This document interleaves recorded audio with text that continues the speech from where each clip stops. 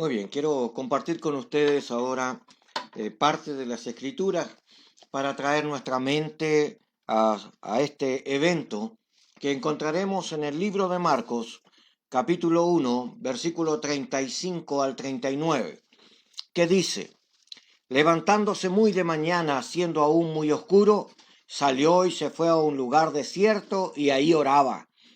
Y le buscó Simón y los que estaban con él, y hallándole le dijeron: todos te buscan.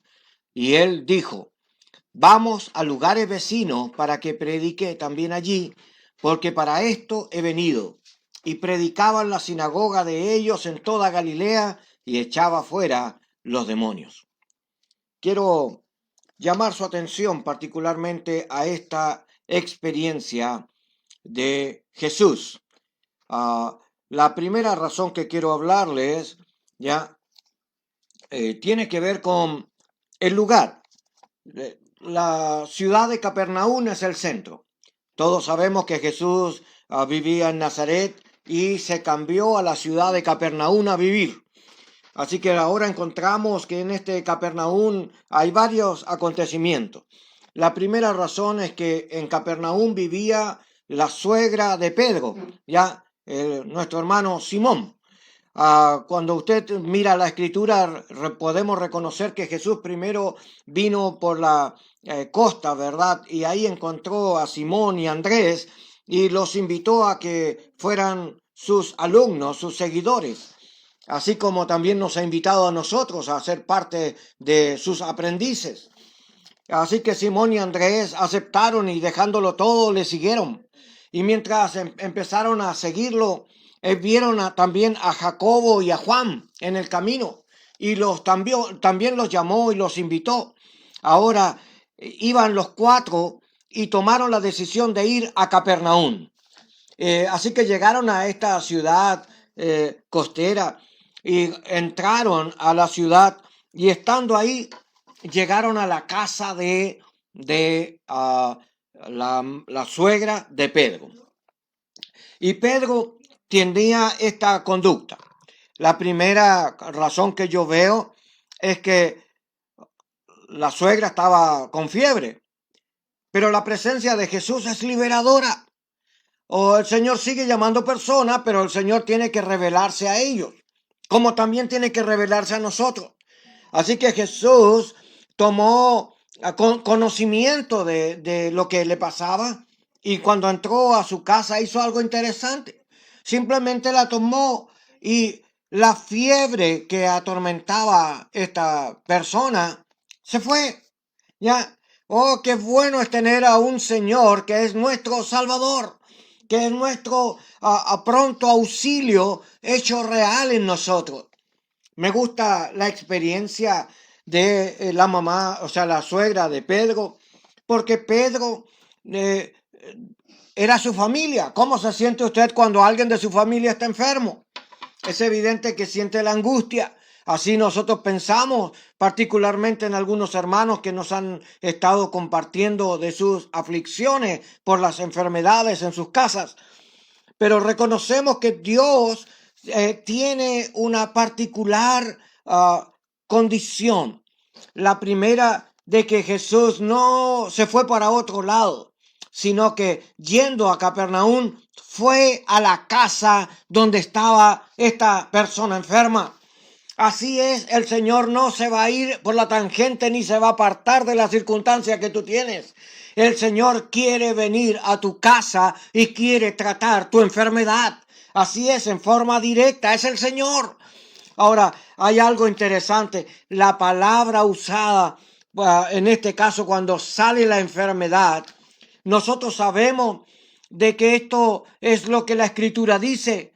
Yo soy Jehová, tu sanador. ¿Ya? Y ahora encontramos a Jesús, que es el Hijo de Dios, sanando a los enfermos. Así que para Él no hay nada imposible. Todas las enfermedades Dios puede tratarlas. Pero cuando la suegra de Pedro es liberada, dice, se levantó, no se quedó acostada y lamentándose por la tremenda enfermedad, como algunos que viven una post-depresión, ¿ya?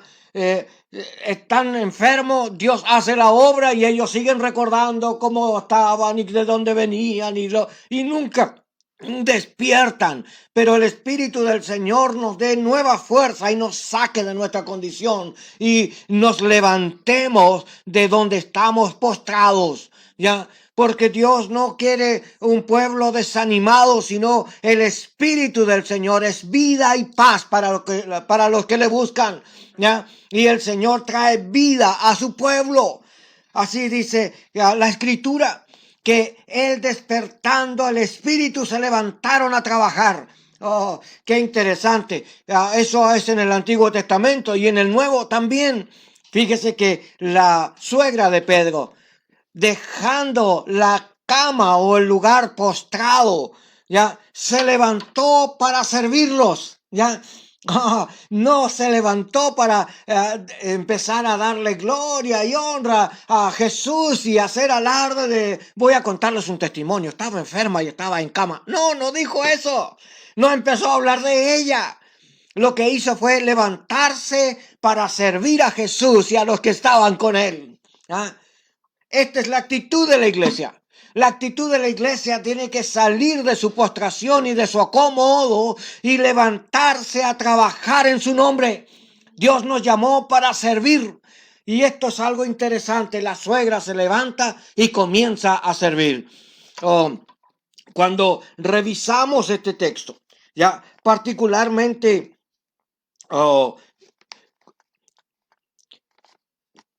usa el término ya que debiera de revisarse ya de una manera particular, porque utiliza el término diaconía, ya. O sea, se levantó para servir. El término diaconía son los que sirven a Jesús y a los demás. No servía solamente, no se servía para sí, se levantó para servir al otro. No se levantó para que la sirvieran a ella. Ella se levantó a servir a los demás. Y comienza esta experiencia diaconal, ya, de que estamos sirviendo para el bien de la obra de Jesús en las demás personas. Y no estamos tratando de buscar una manera egocéntrica de mostrarnos la pobreza espiritual que tenemos o algo así. No, eso no es. Lo que está diciendo es que tuvo ánimo y tuvo fuerza para hacer el servicio, ¿ya? Y el enfoque era Jesús, ¿ya? Me gusta. No se quedó sola en este lugar, pero ahora estaba sirviéndolo y el pueblo comenzó a saber que Jesús estaba en medio de esta casa. ¿Sabe? Todos deseamos esto, que Jesús esté en nuestros hogares. Cuando Jesús está en el hogar, hay sanidad. Cuando Jesús está en el hogar, hay libertad. Cuando Jesús está en el hogar, las condiciones del hogar vuelven al orden y se produce paz. Ahora, la suegra de Pedro era una mujer conocida. Sin embargo, cuando se sabe de este evento, dice que la gente empezó a venir a la casa y usa un término bastante particular cuando dice, y la ciudad se agolpó a sus puertas. Es decir, y le traían los enfermos y los endemoniados. ¿Ya? Ahora, antes de ir a este lugar, en la sinagoga, cuando Jesús había venido con ellos por primera vez, ¿quiénes son ellos los que lo acompañaban? Bueno, era Simón y Andrés, es decir, Pedro y Andrés, y Jacobo y Juan eran los que venían aprendiendo con Jesús y eran los que lo habían acompañado a la sinagoga. Pero cuando llegó a la sinagoga había ocurrido un evento particular, porque empezó a enseñar desde las Escrituras y la gente se asombraba porque decía, nos enseña con autoridad, no como los escribas. ¿Ya? Y se supone que los escribas eran los doctores de la palabra, eran los que enseñaban. Entonces cuando escucharon a Jesús, ya se asombraron, pero había uno entre ellos que estaba endemoniado y los demonios conocen a Jesús, ¿ya? Y empezó a declarar, tú eres el Hijo del Santo, y él lo mandó a callar y le dijo, sal fuera. No le dijo grandes razones como algunos que al echar fuera un demonio comienzan a preguntar y cómo te llamas y cómo entraste y cuánto tiempo estás ahí, cuántos ustedes son. No, todas esas cosas son añadidura de los hombres. La persona en autoridad del Señor hizo algo totalmente distinto. La sola presencia de Jesús incomodó al demonio. El demonio empezó a sentirse mal y empezó a declararlo delante de la sinagoga, a decir, yo sé quién eres, yo sé quién eres. Pero Jesús le dijo, sal fuera. Y entonces, dando un par de alaridos y un grito, el demonio dejó a esta persona que estaba siendo atormentada. Y la gente se asombró y decía entonces, ¿quién es este y qué doctrina es esta? Que aún los espíritus inmundos le obedecen. Y la fama de él empezó a ser dispersa por toda la región. Ahora sí, imagínense, Dios estaba manifestándose al mundo con gloria y con poder para mostrar en realidad la voluntad de Dios. Cuando uno mira el Antiguo Testamento en la parte profética, encuentra de que Dios hará justicia al que está caído y a los que están enfermos, a la viuda, al pobre, al menesteroso. La Biblia dice que Dios hará justicia por medio de su renuevo. Esto es Cristo. Así que cuando Jesús comienza a dar libertad, Dios está libertando a los oprimidos. Oh, tú y yo necesitamos a Jesús vivo y activo entre nosotros. Necesitamos que su presencia nos toque. Necesitamos que Él liberte nuestras mentes. Si estás prisionero en tu mente con ideas fijas, equivocadas de su presencia, hoy, en el nombre de Jesús, rompo toda cadena. Hazlo, dilo en tu mente. Señor, libértame. Sácame de esta conducta. Yo quiero decirle, la presencia de Jesús trae libertad. Esta idea de los endemoniados, yo no sé, con Jesús aparecen por todos lados, pero en los ministerios públicos no es tan frecuente. En algunos lugares sí lo es. Sin embargo, es algo que debemos de reconocer. Dios incomoda todo espíritu inmundo y todo aquel que está mal se incomoda con nuestras palabras. Pero yo quiero decirle, Dios es un Dios de sanidad y de liberación. Ya, Él no viene a nosotros para mostrar su gran cantidad o su ego. Él viene para servir a su pueblo como representación de Dios. El ego menos de Isaías, que une el mensaje y al mensajero en uno solo, diciendo que he aquí bienaventurado es aquel que trae el mensaje del Señor.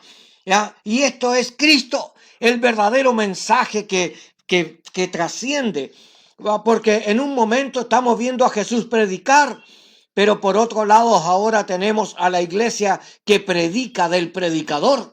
¿Ya? Nuestro máximo predicador es Cristo.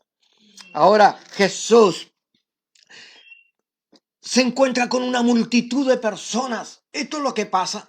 Cuando el Señor comienza a obrar, la gente viene porque tiene necesidad. Y el Señor dice que Dios se compadece de los que padecen aflicción. Así que vienen a Jesús. Todo aquel que viene a Cristo viene porque tiene necesidad. Así que nosotros no podemos decir, no, hoy día estoy muy cansado, no puedo atenderlo. Venga mañana a ver si me levanto de buen ánimo.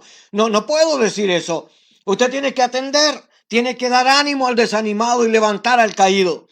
Pero reconocemos que Cristo es la máxima expresión de Dios manifestada al mundo.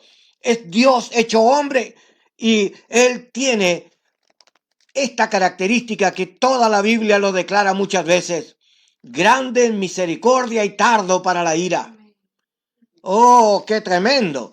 Y nosotros hemos olvidado que la iglesia es del Señor y que el Señor tiene gran misericordia entre los suyos, aunque muchos nos causan ira.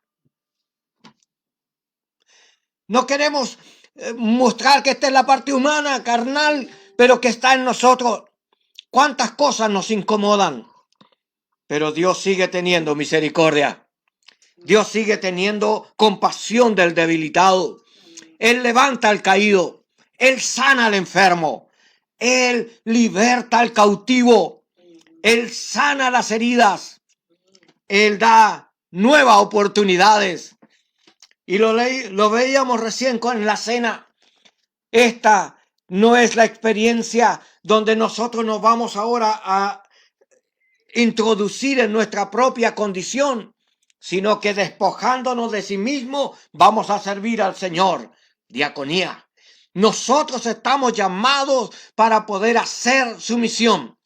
Quiero decirle, la gente venía y venía y venía y venía. Este era uno de los problemas, de que la gente agolpaba de tal manera a Jesús que él mismo a veces no tenía ni tiempo para comer. Esto es lo que les pasaba a ellos. Ahora, cuando viene mucho trabajo sobre la obra y muchas personas pidiendo colaboración, a veces pasa esto, que la gente reclama, yo no tengo derecho, dicen, a comer, tengo derecho a hacer esto. Pero ¿qué? Este no es lo que Jesús dijo. Jesús dijo, cuando lo llamaron y dijeron, oye, ahí está tu mamá y tus hermanos te buscan. Y dijo, ¿y quiénes son mi madre y mis hermanos? Y mirándolos a todos los que estaban sentados, dijo, estos son mi hermano, mi hermana y mi madre, los que hacen la voluntad de mi Padre, quien nos ha llamado.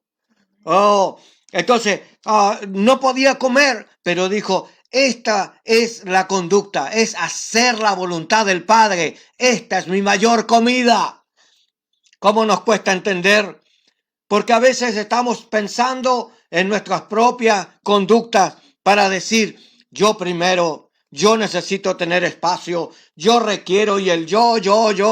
Y la Biblia dice que para servir a Dios hay que crucificar el yo. Tenemos un problema de comprensión. Y la comprensión es que Jesús vive con los que se sujetan a Él. No es creer en Él. Todo el mundo cree en Él, hasta el diablo cree en Él.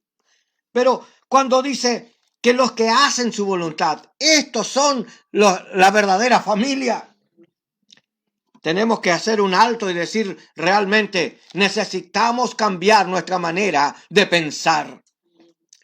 Quiero decirle, después de haber sanado a tantas personas, porque el texto dice que el Señor echó demonios de muchos, pero sanó también a muchos.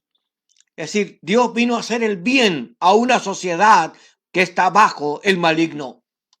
Oh, si el Señor ha hecho bien contigo o conmigo, es porque nuestra condición no estaba bien delante de Dios. Es que pasa que nosotros sentimos que estamos bien, pero cuando venimos a la presencia de Dios nos damos cuenta de que lo necesitamos. Por algo Dios obra en nosotros. Por eso nos toca, por eso toca nuestra mente, por eso cambia nuestros pensamientos, por eso obra en nuestros corazones. Porque necesitamos volver a la rectitud de Dios. Jesús dijo, erráis porque desconocéis las Escrituras y el poder de Dios. Cuando la Escritura nos habla de que el brazo del Señor está extendido, está hablando de su Hijo también. Oh, es el que tiene compasión de su pueblo. El pueblo era porfiado, ¿verdad? Se separó. Sin embargo, Dios tomó aún en medio de la rebelión a personas para transformarlas y sacarlas desde estando muertos en delitos y en pecado y trasladarla al centro de su luz, a la luz admirable, donde nosotros, ustedes y nosotros nos sorprendemos. Dios cambia los corazones, Dios cambia las mentes. Ahora, llegó la noche. Todo el mundo está cansado. Todos quieren ir a dormir. Y en la casa de la suegra de Pedro ya no hay tantas cosas que hacer. Es tiempo de cerrar la puerta. Apaguen la luz para que nadie más venga. Y eso me hace acordar que algunos hermanos están así.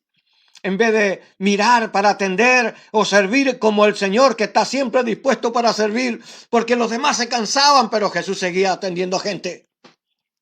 Los demás estaban desanimados, pero el Señor seguía dando ánimo. Oh, Él no vino a sentarse ni a dormir, vino a dar su vida en rescate por muchos y vino a servir a una humanidad delicaída, como usted y yo, que necesitamos la intervención permanente de Jesús en nuestras vidas. Por eso tenemos que reconocer, no es que seamos tan perfectos ni buenos, porque no hay ningún hombre bueno. Y Jesús dijo, sin mí nada podéis hacer. Debemos de reconocer entonces que en medio de este descanso para la gente pasa algo extraordinario. Versículo 35. Y siendo muy de mañana, aún estaba oscuro, Jesús se levantó y salió de la casa y se fue a un lugar solitario a orar. Oh, él era el hombre del momento. Era la atracción del pueblo estaba sobre él. Él era el que tenía realmente ahora la mirada. Todos lo miraban a él. Él era un hombre que estaba lleno del poder de Dios y Dios lo estaba usando por medio del Espíritu Santo en sanidad y en liberación. Yo me recuerdo también a David escribiendo los salmos, y ahí en el Salmo 146, por ahí, cuando habla de la presencia de Dios, que dice que Dios creó los cielos y la tierra, pero luego él mismo dice, y él no solo tiene cuidado de la viuda y del pobre, sino que él mismo sana a los enfermos, levanta a los caídos, da vista a los ciegos. Este es el Señor. Pero ahora vemos al Señor manifestado entre los hombres. ¿Y qué hace Jesús? Jesús sana a los enfermos, da vista a los ciegos, Él da ánimo al desanimado, levanta al caído, restaura al que está quebrantado. Este es nuestro Señor. Aleluya. Y ahora, algo que no hay que perder, aún con toda esta manifestación, Jesús se aparta para ir a orar a solas. Oh, yo quiero decirte que el grave problema del por qué caemos otra vez en nuestros ánimos, por qué nos apartamos de la voluntad de Dios y dejamos de hacer lo que Dios está solicitando, es porque hemos perdido la comunión con el Padre. Hemos dejado como ya una tradición, toda la iglesia siempre tiene que hacer culto, pero no es el culto, es la comunión con Dios que produce esta pasión que fluye de nuestros corazones. Necesitamos volvernos. Oh, Jesús, con todo lo que era, aún así, no dejó de orar. Se volvió en su soledad. Y mire, dice, y siendo aún oscuro, se levantó a orar. Padre, tú sabes la necesidad que tenemos como persona. Pero clamamos a ti porque la Biblia dice Dios no está tan interesado en tantas cosas que hacemos. Pero sí dice que Él ama a los que esperan en sus misericordias. O cuando uno dice, para poder llegar a confiar y saber que el Señor va a hacer esto en nosotros, es porque nuestra comunión con el Padre es mucho más que un creer, sino es un buscar su rostro en forma permanente. La Biblia dice, me buscarán y me hallarán. Pero los que no lo buscan no encuentran ni el conocimiento ni la gracia del Señor. Pero cuando Él comienza a orar, la gente no se había olvidado de Jesús y seguían llegando a la casa. Le seguían trayendo enfermos, seguían trayendo. Pero entonces Pedro, Simón y Andrés empezaron a buscarlo, y con él Jacobo y Juan, hasta que lo hallaron. Al fin encontraron a dónde andaba Jesús. Ojalá usted tenga ese mismo deseo. Comience a buscar a Jesús y encuéntrelo donde Él está. ¿Ya? Porque a veces estamos confiados, Él vendrá, Él hará, y nosotros no hacemos nada. Pero la Biblia dice, si alguno me sirve, sígame, y donde está Jesús, ahí está también mi servidor. Oh, yo quiero decirle, hay que buscar a Jesús. Pero cuando lo hallaron, le dijeron, todos te buscan. ¿Cuánta multitud viene? Pero Jesús dice, no, un momentito. Vamos también a los demás pueblos. No debo de quedarme solo aquí, porque a esto he venido, para predicarle y anunciarle la verdad a las naciones. No me puedo quedar en un solo lugar. Así que está bien lo que estamos haciendo, pero también me es necesario predicar en los otros lugares. Yo creo decir, esto es una actitud de nuestra mentalidad. Tenemos que quedarnos donde estamos porque aquí estamos bien, cuidémonos nosotros, fortalezcámonos a sí mismos, pero este no es el pensamiento del Señor. Este es un pensamiento radical que frena la obra de Dios. Jesús no hizo eso. Jesús dijo, levantémonos y vamos también a los otros pueblos porque me es necesario mostrarles y predicarles también a ellos. Oh, esto es lo que hay que hacer. No es suficiente, está bien lo que estamos haciendo, pero también debemos de ir a los demás. Así que una de las cosas interesantes en este proceso es que ya Jesús no perdió la intimidad con el Padre, pero Jesús ahora se presentó como el nuevo Moisés. En la ley, Dios había dicho en su palabra de que Dios iba a enviar a otro Moisés para guiar a su pueblo. Está bien, en la ley todo el mundo habla de la salida de Egipto y cómo Dios guiaba a su pueblo y pareciera que todos estamos detrás de Dios. Pero ahora aparece Jesús con un mensaje renovado, con una experiencia actualizada.